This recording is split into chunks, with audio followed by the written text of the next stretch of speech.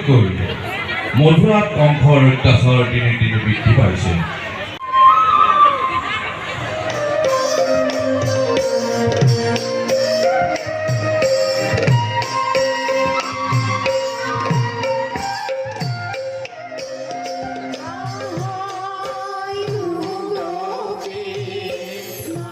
যিখন ৰাস মেলাৰ কাৰ্যকলাপ দেখিলোঁ মই সঁচাই আনন্দ অনুভৱ কৰিছোঁ।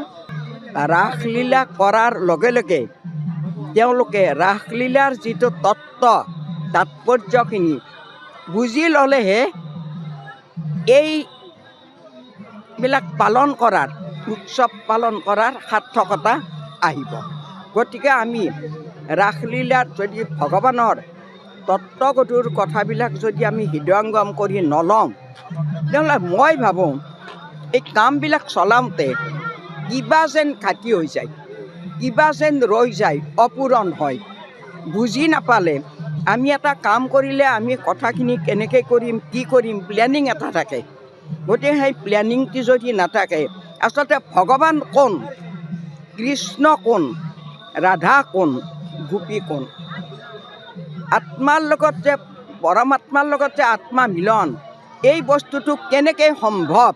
তাৰমানে আমি পৃথিৱীৰ সমস্ত মানুহ জীৱাত্মা, এই জীৱাত্মাবোৰ গৈ এদিন ৰাসলীলাৰ তত্ত্ব অনুসাৰে ভগৱান কৃষ্ণত অৰ্থাৎ পৰম ব্ৰহ্ম বিষ্ণুত বিলীন হয়।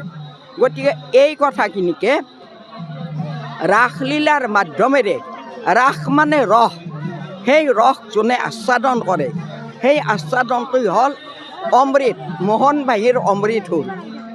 এই বস্তুটো হৃদয়ত আমি ল'ব লাগিব।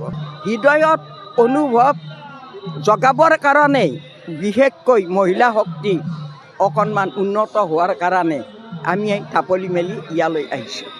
গতিকে মই আশা কৰোঁ, মই আৰু বহুত কথা ক'ব আছে, ভৱিষ্যতে যদি আহিব পাৰোঁ মই আৰু আমাৰ মাতৃসকলক বহুত কথা শিকোৱাৰ কাৰণে আশা ৰাখিছোঁ। এইবাৰটো প্ৰথম, গতিকে আজি এইবাৰতে প্ৰথমবাৰতে যিমান কাৰুকাৰ্য বা যিমান এটা আনন্দৰ অনুভৱ দেখিছোঁ হয়তো ভৱিষ্যতে আৰু বাঢ়ি যাব।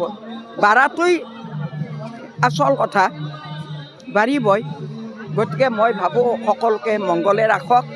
আমাৰ পুৰুষ মহিলা নতুন প্ৰজন্ম সমন্বিতে চবেই এই আধ্যাত্মিক কাজখিনিত আগবাঢ়ি আহক, তাৰেই কামনা ৰাখি মই সকলোকে আশীৰ্বাদ জনাই শুভেচ্ছা জনাই মই শেষ কৰিম।